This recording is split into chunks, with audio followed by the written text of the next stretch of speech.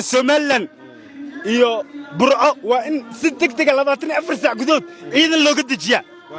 dawladda Soomaaliya waa inay dadka jinsiyasha ciidanka u qortaa taliyana aniga dhigta 24 saac gudood cirro ku soo qabaa haddaan ku soo qaban waayaan ku dhahay gabar naas laha iyo Netanyahu hilibkoodana ana cunay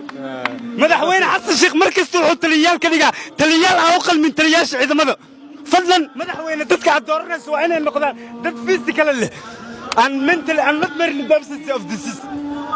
Somaliland iyo Burco waa in si degdeg ah 24 saac gudood ciidan looga dejiyaa dawladda Soomaaliya waa inay dadka jinsiyasha ciidanka u qortaa taliyana aniga dhigta 24 saac gudood cirro ku soo qabaa haddaan ku soo qaban waayaan ku dhahay gabar naas laha iyo Netanyahu hilibkoodana ana cunay madaxweyne xasan sheekh markasta wuxuu taliyaal ka dhigaa taliyaal aan u qalmin taliyaasha ciidamada fadlan madaxweyne dadka aad dooranayso waa inay noqdaan dad physical leh